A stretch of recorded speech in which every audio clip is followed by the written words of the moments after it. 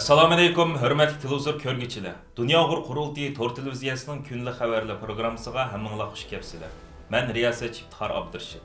Hurmatli ko'ruvchilar, tövəndə diqqətinizlər kunlik xabarlar programmamızın təfsilatında bo'lsin. 2 may kuni Yevropa parlamentida Uyg'ur, Hong Kong, Belorussiya, Nikaragua masalalarini o'z ichiga olgan surgundagi nidolar nomli bir doklad o'ttirib qo'yilgan. Mazkur doklad Markaziy Shvetsiyaning Stokholm shahrida bo'lgan Xristian Demokratlar xalqaro markazi deb atalgan partiyaning raisi Elizabeth Lan boshchiligida tuzilgan bo'lib, Uyg'urlar masalasi uning tunji temasi bo'lgan. Surgundagi nidolar nomli doklad Yevropa parlamentining siyosat belgilovchilariga qaratib tayyorlangan bo'lib, uning usti ochiq turmada yashayotgan Uyg'urlarga oid bo'limi 3 qismdan tuzilgan. Birinchi bo'limda mazkur dokladni Uyg'urlarning navbatdagi vaziyatiga munosabatli materiallar bilan ta'minlagan Dunyo Uyg'ur qurultiyi London ishxonasining mudiri Rayma Mahmud xonimning qisqacha tarjimali va 1997-yil yuz bergan 5-fevral g'ulji qirg'inchiligiga doir uchurlar o'rin olgan.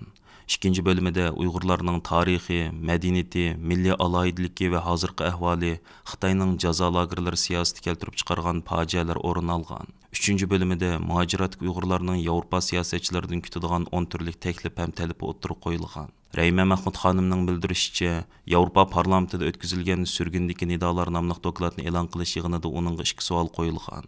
Buning biri Uyg'urlarning navbatdagi vaziyati qandoq, yangi o'zgarish bormi degan savol bo'lgan.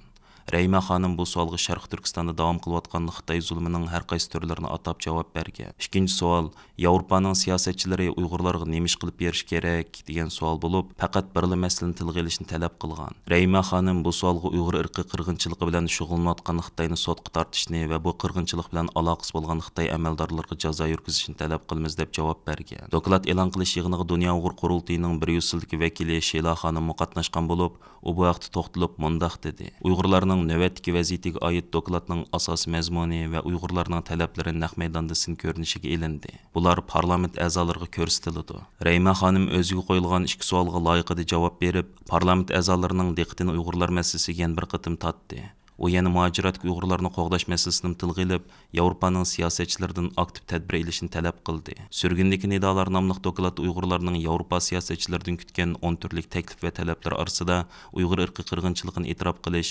Uyg'urlarga universal kishilik huquq ahdnomlari bo'yicha muomala qilish uchun Xitoyga besim ishiltish, Uyg'ur majburiy amkiga chetilgan tovarlarni boyqut qilish, Xitoyning yuqori texnikalik nazorat sistemlarini ishlatishni cheklash, Yevropa miqyosida panohlik etilgan Uyg'urlarga avtomatik panohlik berish qatorliq mazmunlar o'rin olgan. Baş şirketi Xitoydagi ByteDance şirketi boshqarib kelayotgan TikTok va uning Xitoydagi varianti Douyinning bir qism nozik atalg'ular tizimligi bo'yicha ish ko'rayotganligi, buningda Uyg'urlarga oid so'z iboralarning muhim nishon bo'layotganligi oshkor bo'lishga boshlagan. Forbes Tour'ning 1-maydagi obzor maqolasida aytilishicha, ByteDance şirketining bosh shirkati tuzib chiqqan ma'ni qilingan so'zlar tizimligida Uyg'ur irqiy qirg'inchiligi, Uyg'urlarning Xitoylar bilan to'ylashishi, Amerika prezidenti Donald Trump, Douyindagi Xinjiang videolari, Hong Kong va Tayvanning mustaqilligi degandek so'zlar o'rin olgan. TikTok shirkatining bayonotchisi Jami Favazza bu vaqtda to'xtalib, Forbes shirkati ta'kidlagan bu ahvollar to'liq bo'lmagan, shuningdek allaqachon vaqt o'tib ketgan uchurlar bo'lishi mumkin degan. Ammo u nima uchun bu so'zlarning TikTokdan o'rin olganligi haqidagi savolga qarata, men bu so'zlar haqida qarisiga tasavvur qilsam bo'lmaydi deb turib olgan.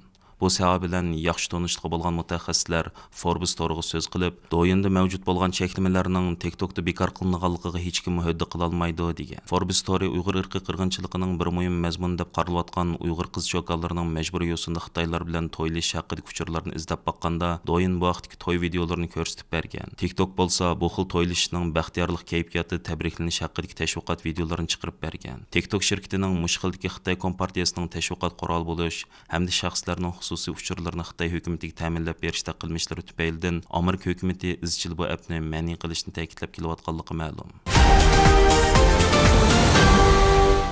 Reuters agentligining 1-maydagi xabarida aytilishicha, Amerika Davlat Majlisi a'zolaridan Jennifer Wexton, John Ross qatorliq 20 kishi birlikda imzo qo'yib, Amerika aksiya va savdo komiteti SEC'ga kollektiv maktub yo'llagan. Maktubda ular Shine guruhining Amerika tavasidagi mahsulotlarining Uyg'ur majburiy amkiga bog'lanishliq emasligini isbotlash lozimligini talab qilgan. Maktubda aniq qilib, savdo sohasidagi bexatarlik Amerika tavasida qattiq ijro qilindi, Dövlətimiz təvəssütü savdo qılmoqçu bo'lgan chet el şirketlərmi bu qoidaga rioya qilib, kishilik huquq sohasini himoya qiladiganligini namoyon qila olishi lozim deyilgan. Ammo mazkur shirkatning bayonotchisi buning javob qaytarib, bizning mahsulotlarimizga hech qanday majburiy emgak omili aralashmagan, biz bu xil hodisaga qilchimi keng qo'rsaqlik qilib boqmagan degan.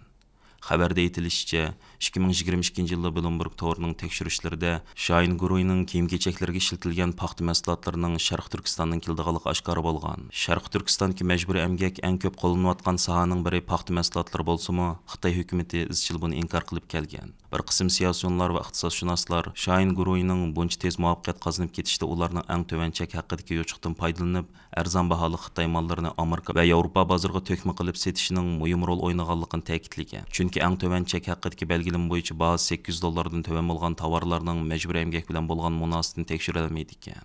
Ma'lum bo'lishicha, Shine guruhi 2008 yili Nanjingda qurilgan bo'lib, hozir dunyodagi eng chong tor savdo saroylarining biri bo'lib qolgan. Mazkur guruh asosan Xitoyda ishlangan kiyim-kechaklarni tor orqali Amerika, Yevropa va Osiyo qit'alarida $5-10 bahoda setib kelganligi uchun tezdan bozor topgan. Xitoy hukumatı oldingi hafta josuslik qarshi turish qonuniga yangi tuzatishni e'lon qilib, Xitoy chegarasidan ayrilish oldidagi shaxslarning Xitoy fuqarosi yoki chet ellik bo'lishidan qat'iy nazar, birdek Xitoyning davlat xavfsizligi daxli yetkazmaydigan kishilardan bo'lishi kerakligi to'g'riliq belgilamani chiqargan. Reuters agentligining 2-maydagi xabarida aytilishicha, navbatda bir qism mutaxassislar bu holni Amerika-Xitoy munosabatida ko'rilayotgan jiddiylikning bir turlik inkosi deb qarayotganligi ma'lum. Shuning bilan birga buning virus yuqumini nolga tushirish shuari ostida 3 yil qamal qilingandan keyingi yangi qamal shakli ekanligi ta'kidlangan. Qo'g'dovchilar tashkiloti tayyorlagan bu vaqtdagi dokladda Shi Jinping taxtga chiqqandan buyon bu xildagi chegaradan chiqish cheklamasi barg'ansi kuchayib mangan. 2018 yildan buyangi 5 yil ichida bu vaqt 15 turli qonun nizom e'lon qilingan deyilgan. 2018 yildan buyangi 5 yil ichida bu vaqt 15 turli qonun nizom e'lon qilingan deyilgan. Bu yangi qonun loyihasida ko'rsatilishicha, Xitoy chegarasidan ayrilgandan keyin chet el tavasida Xitoy hukumatining siyosiy, iqtisod va boshqa jihatlardagi manfaatlarga ziyonli qilmish bilan shug'ullanish ehtimoli bor deb qaralganligi kishilarning Xitoydan ayrilish cheklamiga uchraydi ekan. Mazkur yangi qonun loyihasi bo'yicha Xitoy chegarasidan chiqmoqchi bo'lganlar ularning chet el pasportidagi kishilar yoki Xitoy tavasidan Xitoy pasport bilan chet elga minish oldidagi kishilar bo'lishidan qat'iy nazar, birdek mush qonun loyihasiga bo'ysunish lozim ekan. Bu qonun loyihasi 2023 yili 1-iyuldan boshlab rasmiy ijro qilingan bo'lib, amaliyotda bu xil cheklamaning ziyonkashligiga uchraganlar allaqachon muayyan songa yetib bo'lganligi ma'lum. Buning ichida Xitoy fuqaroligidagi kishilardan boshqa yana zo'r sonda Amerika va Avstraliya fuqaroligidagi kishilar bor ekan. Navbatda bu qonun loyihasining Xitoy pasportiga iltimos qilayotgan Uyg'urlar hamda chet el pasport bilan Xitoyga bormoqchi bo'lgan Uyg'urlarga qanday ta'sir ko'rsatadiganligi haqida turli taxminlar o'tirg'i chiqayotganligi ma'lum. Aziz ko'rmanlar, yuqorida diqqatingizga kunlik xabarlar programmamizning tafsilotini sundik. Kelar qatimliq sonimizgacha ko'rishgich omon bo'lgaysizlar. Stansiyamizning YouTube kanaliga a'zo bo'lishni unutma. Allohga omonat.